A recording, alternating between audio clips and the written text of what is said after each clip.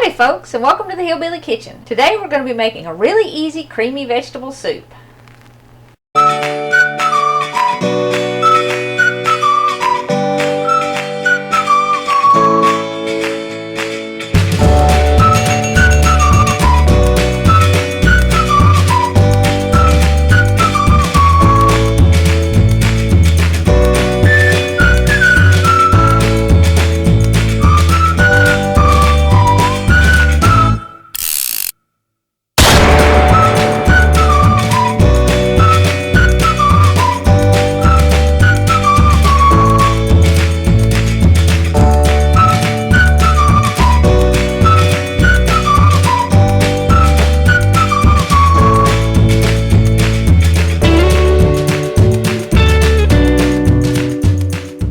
Now today I'm using a 20-ounce package of frozen mixed vegetables. This is a California mix. It has carrots and broccoli and cauliflower in it.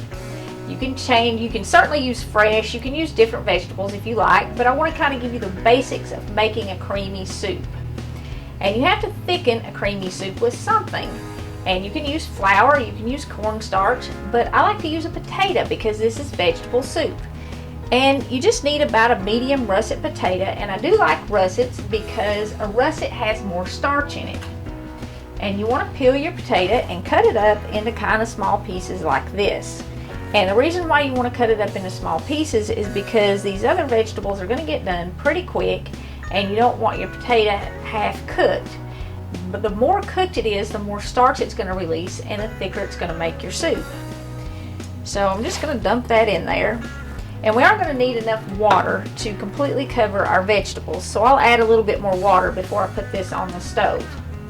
And I'm going to season this with about a tablespoon of sugar. Now this is optional, but I really like the way it brings the flavor out in the vegetables, so we'll put that in there. I have half a teaspoon of pepper and a teaspoon of salt and a tablespoon of onion powder. And I'm using onion powder instead of chopped onion because I want to cream this. And the chopped onion kind of tends to stay in pieces. It takes it a lot longer to cook and get to the point where you can turn it into a creamy soup. And of course you need something to make the soup creamy. Today I'm going to use a 12-ounce can of evaporated milk.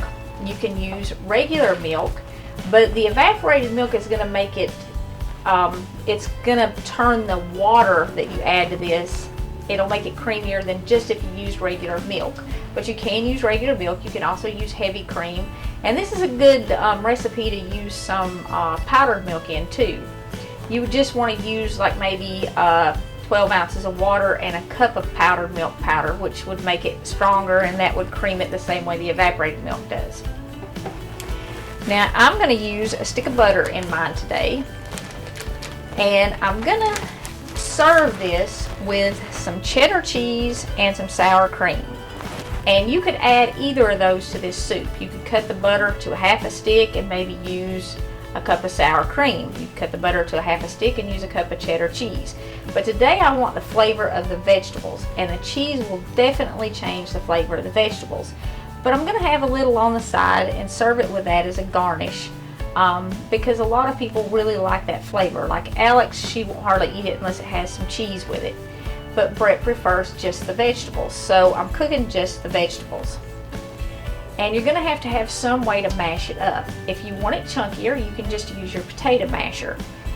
You can use a hand mixer to mix it up when it's done, but I'm going to use my little hand blender today and cream it when it's all done. But to cook this, like I said, I'm just going to add a little more water to it, just enough to cover my vegetables, and I'm going to put it on the stove on kind of a medium-high heat till it boils.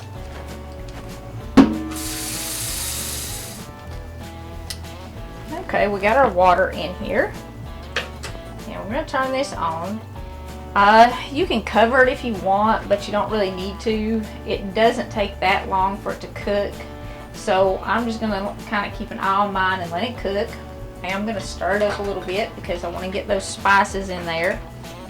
And as my vegetables start to cook, I'm going to use my potato masher and kind of start mashing them up as they're cooking.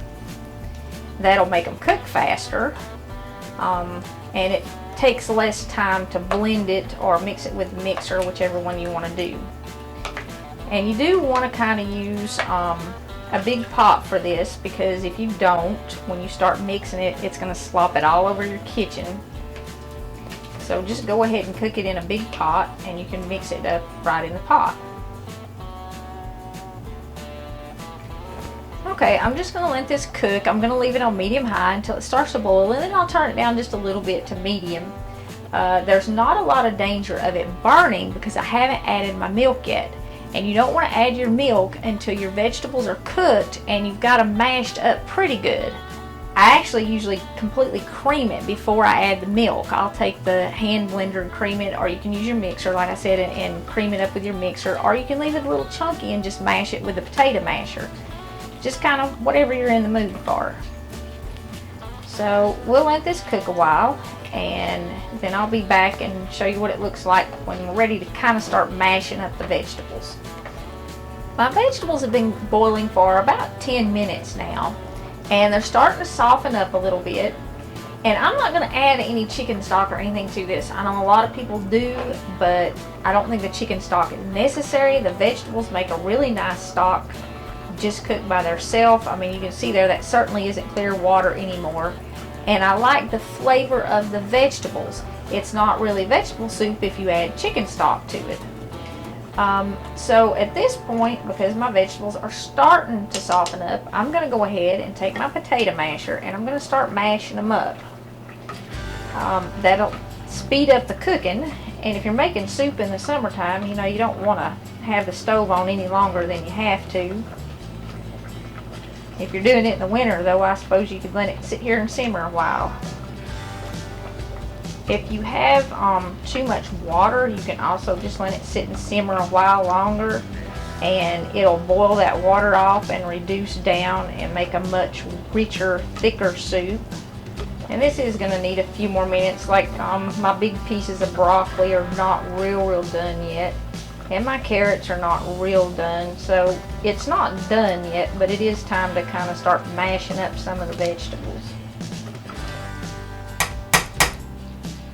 I've mashed my vegetables up pretty good with my potato masher now, but I've still got some pretty good sized chunks of that broccoli in there. So I'm going to let this simmer for just another minute or two before I take the blender to it. And you can see it's pretty thick even without being blended, and you don't have to blend it or take a hand mixer to it. You can leave it chunky like this if you want a chunkier soup. But you do want to cook it, and you know, like I said, some of these chunks, they're not quite done yet. And this was frozen vegetables. If I made this out of fresh vegetables, all the broccoli stems I would peel, and that keeps you from getting those big chunks in it anyway. But once we blend this, it won't matter that there were broccoli stems in it.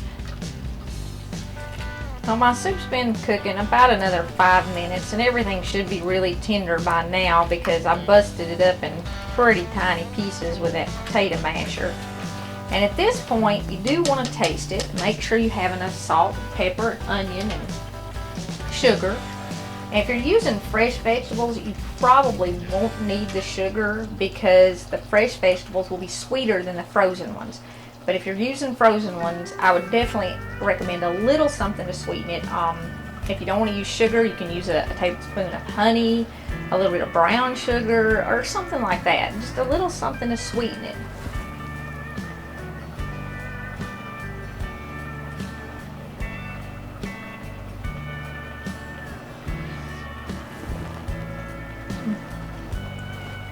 Nope, that's good. Don't need anything at all. So what I'm going to do now, and like I said, you can use an electric mixer for this, but I'm going to use my little hand blender here. And you just stick it in the soup and kind of pulse it and move it around.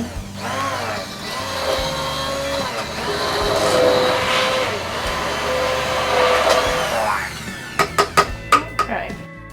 I have completely pureed this soup now, and like I said, you don't have to puree it. If you don't want to, you can just mash your vegetables. But it's really thick now and it's starting to pop. So let's get this milk in here. And remember I said you wanted a bigger pot than what you needed. Well, that's partly because it will pop once you get it pureed and it thickens up.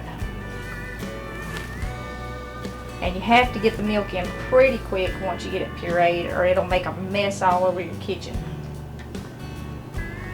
And we're just going to stir this. Now you do want to stir it now, but we're going to stir it until it comes back to a boil, but just barely to a boil, because you don't need to cook that milk. You just want to get it hot enough to melt your cheese if you're putting cheese on it. Okay, we got it just about back to a boil now, so that's plenty hot enough. And if you wanted to put the sour cream or the cheese in your soup when you cooked it, you would add it at the same time that you added the milk. But you can see that just that russet potato, this is nice and thick. It's about the consistency of, oh, maybe a white gravy. And that's what you're looking for. The total cooking time on this is only about 20 or 25 minutes. And it makes a great meal in the summertime when you don't want anything real heavy. It's wonderful on a cold winter day. Maybe serve it with a salad or sandwich, some breadsticks, or I like it just by itself. So whether you like it plain like this, or you want to top it with a little cheese and sour cream, there just is nothing better than creamy vegetable soup. This is one of my favorite soups. And I have it all kind of ways, and I like it all year long. In the summertime with fresh vegetables, in the wintertime I use the frozen, but it's always delicious. One final thought before we leave. Jesus said, "I'm the way and the truth and the life. No man comes to the Father but by me." If you don't know our Lord Jesus, I want to strongly encourage you to get to know Him today. We appreciate you joining us again in the Hillbilly Kitchen. Don't forget to click like and subscribe before you leave, and we'll see you next time.